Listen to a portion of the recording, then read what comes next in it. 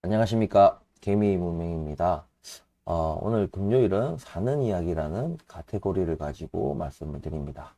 오늘 세부 주제는 아무래도 이제 그저께 이제 발표된 미국 CPI 관련해 가지고 미국의 금리 인하론이 다시 부상하고 있는데 이에 대한 얘기를 좀 해보려고 합니다. 시청하시기 전에 구독과 좋아요 부탁드리겠습니다. 자, 지금 이번에 이제 미국 CPI 발표했는데 뭐 3. 이제 4%, 예. 지난달에 이제 3.5%로 이제 3.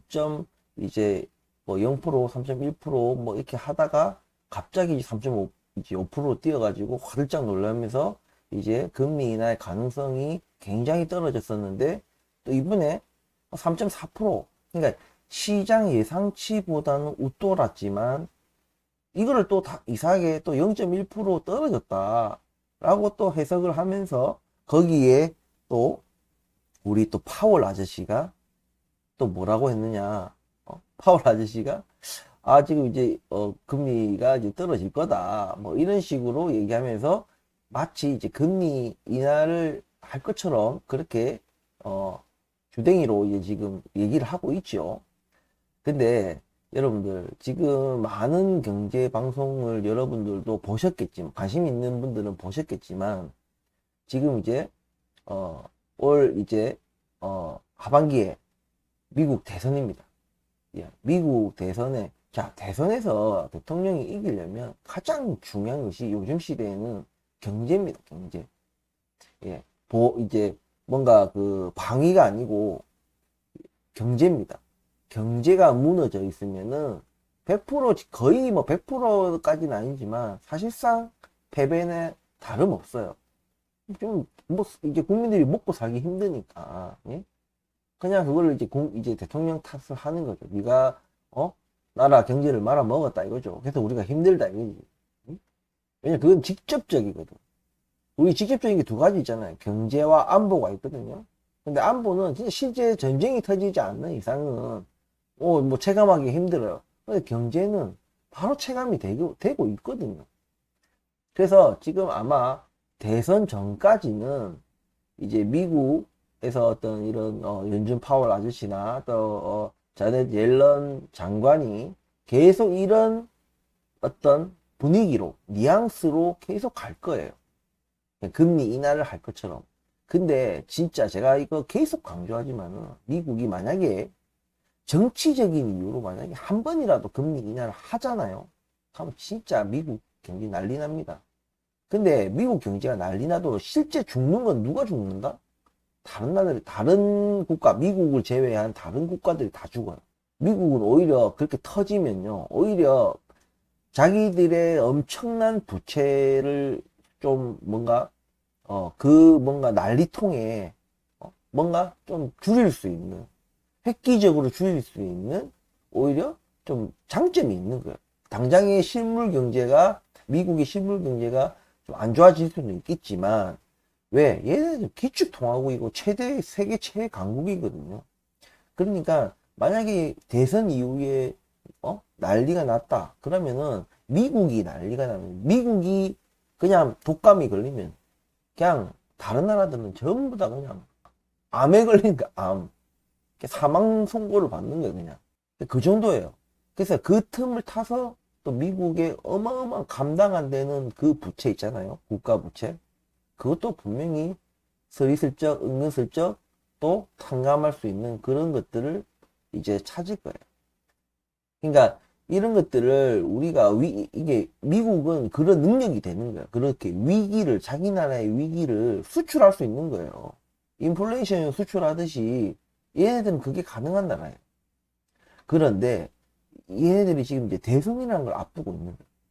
이게 만약에 지금 이제 뭐 바이든 대통령의 그 이제 그냥 중임을 하고 그냥 대통령을 2번 해먹고 난 다음에 이제 8년을 해먹고 난 다음에 대선이 아니라 지금 이제 한 번 해먹고 다음 또 한 번 더 헤쳐먹을래?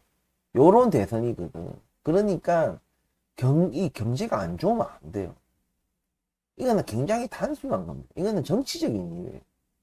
근데 아직까지는 이제 파월도 사실 뭐 바이든 쪽 이제 뭔가 사람이고 이제 자네 옐런도 좀 더 이제 그런 어떤 장관 자리에서 더 헤쳐먹으려면 이거 대선에서 이겨야 되거든. 꼭 그런 자기의 안위를 위해서 꼭 아니더라도 트럼프 되는 건 막아야 된다 이런 거지. 적어도 어쨌든 이것들이 서로 이제 의견 일치를 보고 자네 옐런도 이런 쪽에 금리 인하와 비슷한 어떤 그러니까 뭐 재정을 지출을 늘린다든지 재정 지출을 늘린다든지 돈을 푼다든지 어쨌든 요런 것들을 이제 말로 하든 실제로 하든 그리고 파월 같은 경우에도 그냥 말로만 일단 하고 이제 막 금리 인하의 가능성을 높이는 거야. 그렇게 말을 하게 되면 아무래도 뭐 주가나 이런 것들이 선반영해서 시장이 움직이니까. 중요한 거는 그건 대선 이후에요. 그러면 네 말대로라면 대선 전까지는 그러면 주가가 더 오를 가능성이 높네. 그럴 가능성이 있습니다. 분명히 그럴 가능성이 있어요. 근데 그거를 섣불리 우리는 움직여서는 안 된다 이겁니다. 그거 막연히 그 정치적인 이유를만 가지고 우리가 그렇게 그러면 그냥 미국 대선 전에만 뭐 정리하면 되겠네. 이런 생각으로 단순히 접근해서는 안 된다. 그래서 늘 얘기하는 거지만은 그냥 기업을 보고 가는 거예요.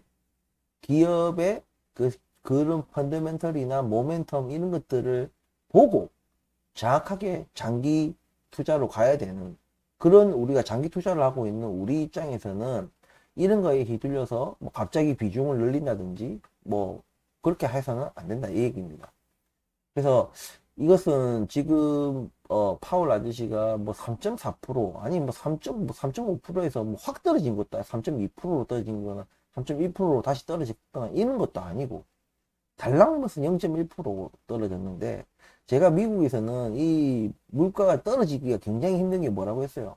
경기가 너무 좋다 그랬잖아요. 미국의 경기가 너무 좋기 때문에 임금도 많이 오르고 물론 물가 상승률의 수준에 맞을 정도로 그 임금이 오른 건 아니지만 그래도 지금 그 이 물가가 이 높은 물가를 감당해낼 만큼의 임금 상승은 어느 정도 됐기 때문에 얘네들이 이걸 버티고 그렇게 버티다 보니까 당연히 물가가 안 떨어지는 거예요.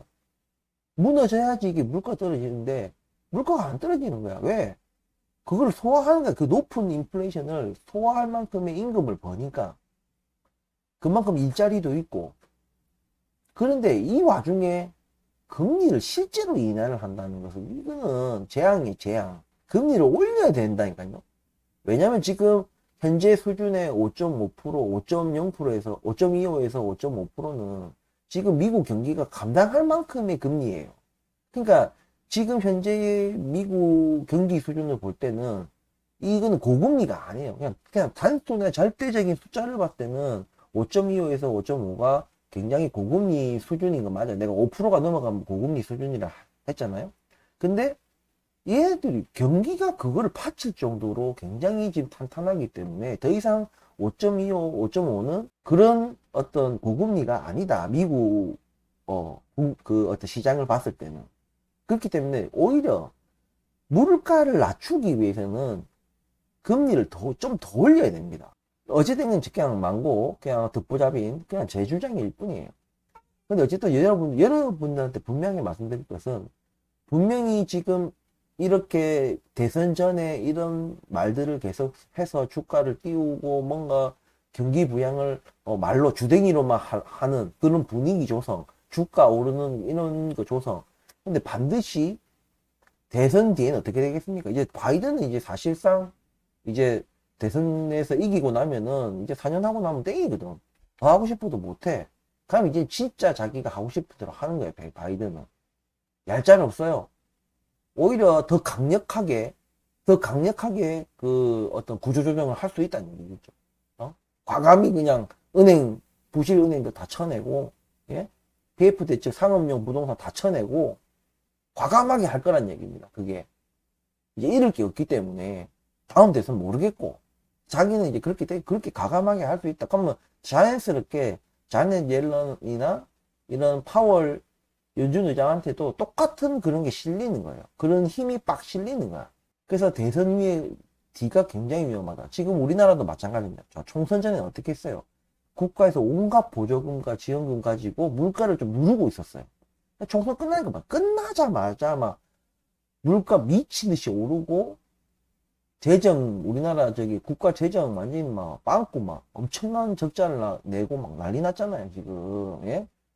거기다가 또 부동산도 막으려고 온갖 통계를 누락시키고 그냥 뭐 조금 차이 나는 것도 아니고 엄청난 통계 자료를 다 누락시키고 알고 보니까 막 미분양 막 세대수가 장난 아니고 막 이런 일들이 일어나는 겁니다. 그러니까 이게 우리가 인간이기 어쩔 수 없는 부분들이 있어요 분명히. 하지만 우리는 오래만 살 거 아니잖아. 대선 전까지만 우리가 주식 투자할 거 아니잖아요.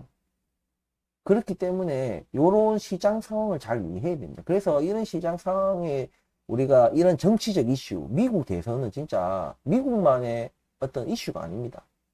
전 세계적인 이슈예요. 누가 대통령이 되느냐, 트럼프가 되느냐, 바이든이 재임을 하느냐에 따라서 이게 최강국의 어떤 그 노선, 정책 노선이 완전히 달라지기 때문에 이게 전 세계적인 영향의 어떤 파급력이 어마어마한 사건이죠. 그렇기 때문에 절대 이거를 그냥 단순히 한 나라의 대통령을 뽑는 뭐 날이다 이렇게 생각하시면 안 되는 겁니다. 그렇기 때문에 어쨌든 파월하고 자네트 옐런이 요즘에 조금 이제 경기 부양적인 그런 말들 자꾸 해요. 금리 인하라는 말들을, 아니면 혹은 금리 인하의 가능성을 높일 수 있는, 혹은 재정 지출, 이렇게 돈을 푸는 거죠. 돈을 푸는 가능성을 높이는 이런 행보를 아마 대선 전까지 계속해서 이런 분위기로 나갈 거다. 그럼 그것은 싫든 좋든 이 거시경제의 파고는 뭐랬어요? 개별 종목이 절대 뛰어넘을 수 없다. 그럼 이건 어찌 보면 주가에 좋은 거잖아요. 그냥 말 그대로 말하면 전체적으로 주가가 좀 높아질 거다 이거예요. 뭐 개별 종목마다 조금 오르고 좀 많이 오르고 적게 오르고 이런 차이는 있겠지만 어쨌든 주가에는 좋은 영향을 미칠 것인 것은 분명하다. 하지만 우리가 여기서 대응해야 될 건 뭐예요? 바로 우리의 수급이죠. 우리가 수급을 어떻게 대응하느냐. 절대 이제 주가가 오르는 것에 대해서 대선 전에만 갈까? 내가 대선 전에 정리하겠다. 나 그 뒤로는 이제 주식을 안 하겠다. 이렇게 할 것 같으면 뭐 하셔도 됩니다. 하지만은 분명히 대선 이후에는 거의 재앙적 어떤 후폭풍이 분명히 불어와요. 이제는 시기까지 정해진 거나 다름없습니다. 왜냐하면 마지막 발악을 하고 있거든. 미국이 대선 전에 진짜 울고 싶은 뺨 때리듯이 지금 안 그래도 지금 물가가 지금 굉장히 위태위태한 상황에서 지금 기름 붓고 있는 거예요. 물가가 자칫하면 진짜 다시 탁 튈 수 있게. 그게 굉장히 위험한 도박을 한다. 무엇을 위해서? 권력을 위해서. 근데 그거는 인간이기 어쩔 수 없다.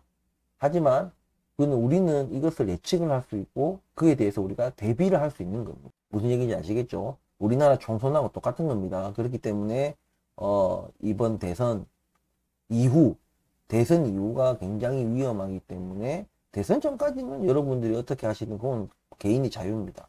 하지만 저는 장기 투자를 하는 사람이기 때문에 이렇게 뭔가 이런 이슈는요 매년 계속 여러 가지 이슈들이 많습니다. 예, 시시각각 이슈들이 있어요.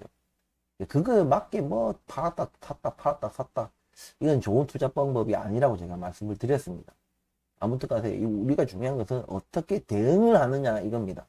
그렇기 때문에 저는 어쨌든 이런 금리 어떤 인하 가능성 뭐 시장이 이 증권가 일부러 쟤들이 이런 제가 말씀드리는 걸 몰라서 저러겠어요? 아니겠죠. 자기들 개인미들이 달려들어서 돈 벌어 먹으려고 하는 거예요. 그러니까 절대 이런 거에 우리가 휘둘리면 안 된다. 그냥 오르면 오르는갑다. 우리도 주식 투자하는 사람들이기 때문에 주가 오르면 좋잖아요. 어쨌든 됐든 간에 나중에 대선 이후에 개작살 나더라도. 하지만 우리 실탄, 현금 있잖아요. 이거를 어떻게 우리가 활용을 하는지가 중요한 겁니다. 그렇기 때문에 섣불리 이런 뭔가 분위기에 휩쓸려 가지고 너무 비중을 과대하게 확대를 한다든지 이런 것을 하지 마시고 매를 마실 때까지 우리는 국내든 미국이든 세계든 뭐든 간에 대가를 반드시 치르게 돼 있습니다. 돈을 그렇게 유동성을 풀어 제껴 놨으면은 그에 대한 대가, 그걸 반드시 치르게 돼 있고, 매를 맞게 돼 있다. 그래서 우리는 매를 맞을 때 우리의 현금을 투입해야 되는 거예요. 그러니까 대선 전까지는 이런 분위기가 계속 좀 이어질 것이다. 그래서 이것을 인지하시고, 그럼 따라서 마지막 발악이기 때문에 대선 이후에는 엄청난 후폭풍이 몰려올 것이고, 그것들을 막기 위해서 정말 어마어마한 긴축 정책들이 나올 수 있다. 경기가 안 좋아도 국민들이 미쳐버리지만, 물가가 미친 듯이 오르면 또 국민들이 미쳐. 이거는 물가가 오르잖아요. 경기가 안 좋으면 그냥 대통령 뭐 안 떨어지고 그냥 대통령 뭐 낙선하고 이걸로 끝이지만, 물가가 미친 듯이 오르면은 폭동이 일어납니다. 왜냐면 살 수가 없으니까. 내가 월급을 내가 10억을 받은 마하냐. 라면 한 개가 2억이다.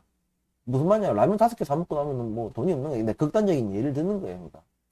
내가 아무리 임금이 높아도 물가가 너무 높아도 완전히 미친 듯이 높아버리면 살 수가 없는 거예요. 아예. 경기가 안 좋은, 이게 경제가 안 좋다, 이거하고는 물가 폭등은 아니 차원이 다릅니다. 경제가 안 좋으면 그냥 대통령을 미워만 하는 거지, 대통령을 바꿔야 되겠다, 이렇게만 하는 거지, 물가가 폭등하면요, 폭동이 일어나요. 폭동. 국민들이 막 그냥 폭동이 일어나가지고 약탈이 막 일어나고 막 공권력이 굉장히 무너질 수 있다. 그 정도예요. 물가 높은 건. 그러면 이제 대선 이후가 후폭풍이 일어나면은 그 물가의 어떤 그거를 죽이기 위해서 뭘 하게 돼 있어? 당연히 긴축 정책이 들어갑니다. 강력하게. 그럼 대선 전에 뭐 모르고 뛰어드는 인간들 어떻게 되겠습니까? 개작살 나는 거. 뭐 돈 못 구합니다. 은행들이 지금 다 부실은행인데 어디서 돈 구해요? 어? 은행은 다 정리되겠죠. 그러니까 이런 시나리오를 절대 간과해서는 안 된다. 우리가 이런 것 때문에 너무 위축이 될 필요는 없지만, 절대 이런 어떤 정치적인 이슈, 이 빅 이벤트, 이전에 이 혓바닥으로, 사람 이렇게 살살 이렇게 분위기, 해서 취하게 만드는 요거에 조심해야 된다. 대선 이유가 정말 격동이 될 것이다. 바이든이 돼도 격동이고, 트럼프가 돼도 격동이에요. 무슨 얘기인지 아시겠죠? 매는 무조건 맞게 돼 있습니다. 그리고 요거를 반드시 인지하시고, 이 미국이, 금리 인하한다네. 증권가들 미국의 증권가들이 어떤 증권가냐, 금리 인하한다니까 금리 인하하겠지. 그럼 우리나라도 금리 인하하겠지. 이렇게 단순하게 이래 살다가는 패가 망신하기 딱 좋다. 세상을 그렇게, 순진하게, 아주 맑은 눈으로 쳐다보면 안 된다. 이 정치인들은, 인간들은 그 앞에서 떠드는 소리의 그 뒷면, 그 이면, 그 속을 우리가 검증하면서 볼 수는 없지만, 어쨌든 그 어떤 여러 가지 정황을 보고 우리가 예측은 해야 돼요. 우리는 투자하는 사람이기 때문에 예측 없이 우리 투자할 수 없습니다. 절대로. 눈에 보이는 것만 조조조조 따라가는 거, 뉴스에서 떠드는 소리만 조조조조 따라가는 거는 무조건 패가 망신하게 돼 있다. 이번 파월 연준 의장의 어떤 발언의 뉘앙스, 요거 조심해야 된다 이 얘기입니다. 쟤도 파월 이 인간도 이 사람은 경제 전문가가 아니에요. 여러분 아시겠지만 변호사입니다. 예. 그렇기 때문에 여러분들 잘 판단하셔야 됩니다. 이 인간도 결국에는 저번에 옛날에도 과거에도 얘네들이 재신임을 얻을 때 어떻게 했어요? 그러니까 자기 말을 쉽게 바꾸는 사람이에요. 그러니까 옛날에도 뭐 물가가 일시적이다 해놓고 맞죠? 그렇게 말 바꾼 것처럼 얘 굉장히 정치적인 인물이기 때문에 절대 경제 전문가들은 경제 이 전문가들은 경제만 말하고요. 뭐 정치 이런 거 안 봅니다. 아무튼 실제로 얘네들이 금리 인하를 진짜 많이 했다. 이게 미친 짓이에요. 또라이 같은 짓이에요. 그냥 금리 인하 안 하고 동결만 해도 대선 이후에는 후폭풍이 일어나요. 근데 금리 인하를 진짜 했다. 대선 전에. 어떻게 되겠어요? 대선 후에는 후폭풍이란 말이 아니에요. 그냥 멸망입니다. 멸망. 그 정도의 수준의 높은 그런 결과치를, 그거를 모른다는 거는, 아니면 알고서도 그럴 수도 있어요. 알고서도 진짜 멸망해라. 미국은 멸망해도 미국은 살아난다. 그래도 미국은 재건이 된다. 중국이고 뭐고 다 죽어라. 막 우방국이고 뭐 다 죽어라 그냥. 그래도 우리는 산다. 진짜 이렇게 갈 수도 있다. 왜냐면 미국의 국가 부채는 정말 그 정도 그렇게 해서라도 다른 나라를 다 죽여서라도 국가 부채를 줄여야 될 만큼 정말 어마어마합니다 지금. 그렇기 때문에 이런 부분들을 좀 감안하셔서 우리가 투자할 때도 비중을 뭐 추가 매수를 하더라도 이런 것들 계속 생각하면서 우리가 매수를 해야 되지 않나 이런 생각을 합니다. 오늘은 주식 얘기가 아니라 이제 금리, 경제, 이제 대선, 미국 대선 뭐 이런 것들을 같이 우리가 연관시켜서 우리가 투자는 이제 우주 삼라만상의 모든 것을 우리가 알기 위해서 노력을 해야 된다라는 말을 제가 했습니다. 그런 것처럼 절대 뭐 무관하지 않다. 우리 투자와 무관하지 않은 일이기 때문에 굉장히 영향이 큰 그런 이슈이기 때문에 오늘 한번 얘기를 다뤄봤습니다. 도움이 되셨다면 구독과 좋아요 부탁드리면서 오늘 이번 주 마지막 영상 마치고 주말들 잘 보내시고 또 월요일날 또 주식이라는 카테고리를 가지고 또 분석 영상으로 찾아뵙도록 하겠습니다. 긴 영상 끝까지 시청해 주셔서 감사합니다.